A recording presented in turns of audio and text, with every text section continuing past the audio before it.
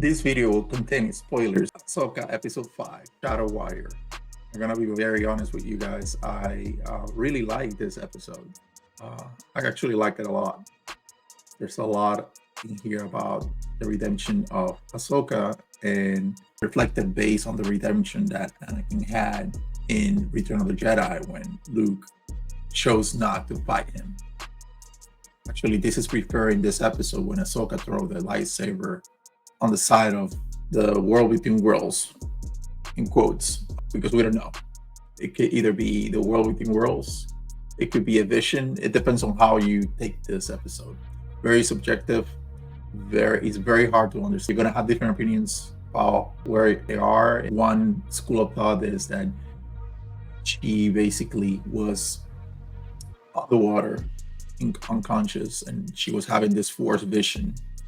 Or if we take the world between worlds as a place that is in all times outside time and space of the reality of the rest of the Star Wars saga, then it could be that. But we don't know. We don't gonna know the answer to that because it's very subjective to the viewer.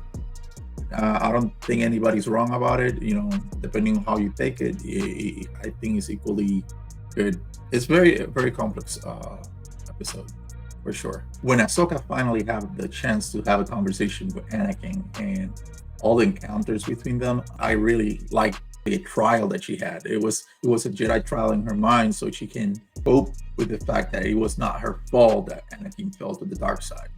And that's how I see it. It's very interesting because we have in the background, as you can see there, the world within worlds, but we don't know. Really don't know. I don't think anybody knows where they are. If it's really the world between worlds or it's just a force vision. It's to the interpretation. It's really hard. I knew that once the world between worlds gets introduced in Star Wars, it's going to cause a lot of commotion. And I think this is also very generational. Depending what kind of generation of Star Wars fan you have, you're going to have a different feelings to this episode. I'm pretty sure that somebody that is really close to the Clone Wars and grew up with the prequels is gonna have a very different opinion than somebody that is more like an OT guy or somebody that is a sequel trilogy person. So it's everything from the point of view, like Obi-Wan said to Luke. You know, it depends on the point of view where you see things is gonna work for you. That we want to have great Star Wars, yes, I would like to have great Star Wars, but I cannot deny that there's some goodness in this episode. There's some other messages, especially messages about the Force and about the Jedi beliefs that I see in this episode, and it's great.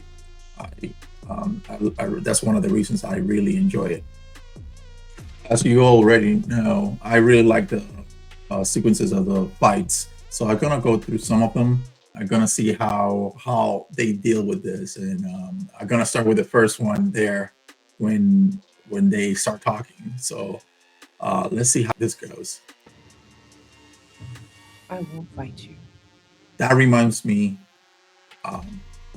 when Luke said that to Darth Vader, "I don't want to fight you," and then basically the Darth Vader started fighting him. And I think this is a homage to those moments in the OZ. I've heard that before. See, he heard that before, and it was from Luke. So I really appreciate that. That's a classic block there. That's what you should do when you have a front strike. So really like this part.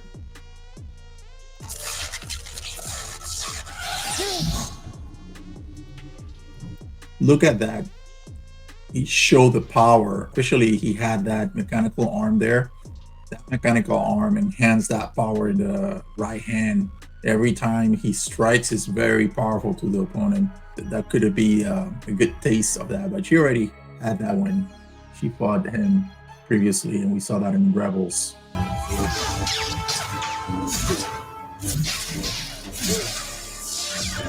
Yeah, those are classic strikes. I love this sequence very much. Nice blocks. Oviani Really nice. Look at that. Wow. I wanna I wanna point out that he push that move there is very Anakin. You know, he has so much power in that hand that he can basically take an opponent and push it, and then the opponent basically goes back, and that opens his with an opportunity to attack and then see the weaknesses on the defense of the opponents. It's very well done in here, and I appreciate the effort on the fighting sequence. A little bit of martial art kick there. Nice. And he laughs. Like you don't have much left to offer. This is nice. Like, look at the interaction there. I taught you everything. See, like, I love that first part getting Master Apprentice, but there it burns. It was beautiful to watch this after waiting so long for that moment. I know that could not be probably the moment that a lot of people wanted, but we got something. It's better than not having anything at all. Imagine that there's no efforts to do any Star Wars content like this one, even though it's not perfect, because this is one thing. We will never get the Star Wars of George Lucas ever again. That's past and gone. And I understand that now the closest thing, even if if it's 85% of what George Lucas was, is in this moment Dave Filoni, and he's not perfect either. It's gonna be tough. It's gonna be a generational adjustment on what we can get out of what the resources are for generating this content. I think that in this episode they spent a lot of money. Let's see what's next in this fighting sequence. Oh, I get that. He didn't taught her everything. When he broke that there, that means that like he has now the high ground. So that's another homage for the Revenge of the Sith right there. So in here, I love this Clone Wars sequence in live action. Really nice. And the actress right here, she did a great job. I believe that she was also the actress that played the little Gamora Infinity War. I believe so. So she's bigger here, so she's the perfect age to portray Ahsoka in this timeline. This is the Clone Wars. Look at that. No kidding. Yes, look at that. They did a great effort here. I know it's not perfect, but this, the either the CGI or the deep fake on here is really good. This was one of our first missions. Why are we here? You tell me. And they use a lot of smoke here, as you can see, and I think that's to cover the cost of what it will require to replicate what they did on episode 2 of Attack of the Clones. I think because of the reduced budget for the TV, they needed to adjust and rely on this technique. So that's pretty interesting too. Now we see the suffering that she's experiencing at this young age. Definitely the actress here is doing a great job in portraying the suffering of being a kid in a war. And look at that. He looks so on par. It's no problem. And the way he talks, I don't know, I cannot hate this episode. I know it's not perfect, but it's difficult for me not acknowledging that this is really hard to do. Doing this special effects and recreating people, young, it takes a lot of man hours. I'm giving Dave Filoni kudos for trying to do this. There's always a price to be paid. It was my fault. They were following my orders. I got them killed. Come here. So see, that's something that she's struggling really at a young age. So beautiful sequence here. Again, look at that. And you'll die. She needs to learn to be a soldier, because if she's not a soldier, soldiers that don't want to be there in the battlefield, they just die, because you need to keep going. And I love this part right here. Look at that. Just show Vader. Really like this. Beautiful sequence there. Now going to this is really nice. She's more seasoned here. This is just the same timeline of the season 7 of the Clone Wars. The Siege of Mandalore. Nice. This is the part we see Rex right there. This was a good. That's all I needed to see. A little bit of him. It takes us back to the Clone Wars. Now this sequence right here was wild. This is when actually Dangerous than anyone Anakin realized. shows the dark side. Is that what this is about? If I am everything you are, Look at Or that. nothing. don't They say did a that. great job. Back to the beginning. He says back to the beginning. In this vision, or she'll be in the world between worlds that we don't really know. Most likely it's a vision, just like what happened to Luke. We seeing that now we're gonna see the other side of the coin, that is the dark side of the Force, and just gonna experience that now. I gave you a choice. Everything's about choice. Live Live or die. or die. Look at that. It's great. Correct. Incorrect. Wow. Look at that power.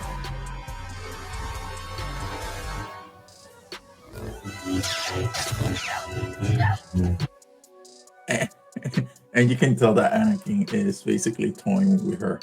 He's too powerful. He's trying to, teach her a lesson about two sides of life. And in this case, he's being a very aggressor. It's preparing her to meet, very bad people. And that's how I see this. I know that it could be a vision, it's not real, but it's a lesson. Look at that. He's too powerful. Like, he could have killed her right there. He just need to stab her with a lightsaber, but so he's not fully bad in here. He's balanced. He's teaching her, how things can go really wrong. And that's all I see from here, from this part. See, here.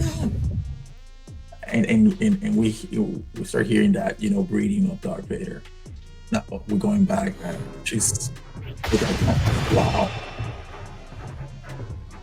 This. You lack conviction. Oh wow. Oh. Wow. He's in full form there. See, like he knows how to block. Look at that there. He's in his prime as a Jedi here. He's using everything, and again, he's toying with her. Like he could, if this were, if he wanted to kill her, he will kill her. But obviously, there's still a vision, so it's difficult to to understand this whole thing. But I'm okay with this.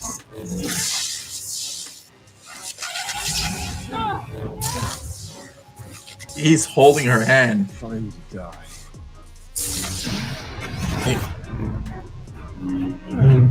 See, he's not. He could kill her right there. I don't see this as he is weak. He's just trying to teach her a lesson. It's funny because he just let her do that. It's just a reflection. I don't think she got red eyes there. And I love that when she throw the lightsaber, just like Luke. It's an homage to the Return of the Jedi. I choose to live. And that's what also Luke did in Return of the Jedi. He chose not to follow the path of Anakin, and he actually completed the circle, and that's how he became a Jedi Knight, a full Jedi Knight. By rejecting the Emperor's trap. And here, she's rejecting not to go back and go to the living. She understands now what is to be a Jedi. She learned a lesson, and now she's gonna be purified. And that's, I think, what happens now. I think the lesson is complete. Then now it's time for her to come back, because the lesson has been taken, and he understands that. That's why he laughs. He There's laughs hope for you yet. that there's hope for her. So for me, this in part is a, if we take it as a Jedi teachings, is very spiritual in terms of the spirituality of the Jedi arts and what it means to be a Jedi, the goodness and to use the light of the Force. I think that's what Ahsoka is gonna do from this point on. Be positive and to show that being a Jedi requires responsibility, and that everything that she learned from Anakin needs to be passed on to somebody. Could be Sabine, could be Jason. Now she's getting purified. There are different religions. This could be done with different ways. Christianity usually is baptism, but there's many religions that have different ways of doing this same thing. And in this case, the Jedi fully purified with the hope of a new beginning. And this was beautifully done. So there's hope. And that's the theme of Star Wars. We always have hope. Hope of a new beginning. I really love this. How she comes back to life with a new hope of a new beginning. You see the storm and how she is getting out of the storm, getting out of that ocean, and to start a new journey to complete her mission. So this was really very well done. In summary, I really love how we see the trial of Ahsoka.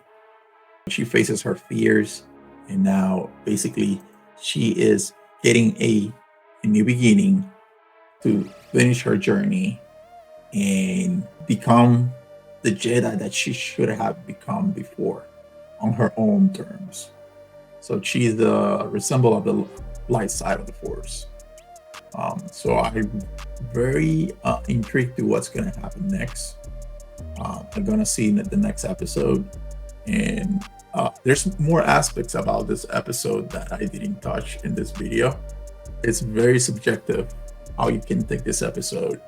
You can take all the flaws, concentrate on that, or you can take the positive aspects of the episode and how further the story of Jedi and of the Force and what George Lucas envisioned at the beginning, and how Dave Filoni is trying what he's allowed to do, because we never know if he's kind of constrained a little bit on the things that he can do, and he's doing the best he can. I'm not defending him. I see some effort here. It's not perfect, but that he can do at this moment, and we never know where this is heading. So I'm looking forward to see what's happening next. One other aspect that it's like we saw Anakin back in his Revenge of the Sith form, and at the end we saw that he basically has hope that Ahsoka find her journey into be the great Jedi, that he can see on her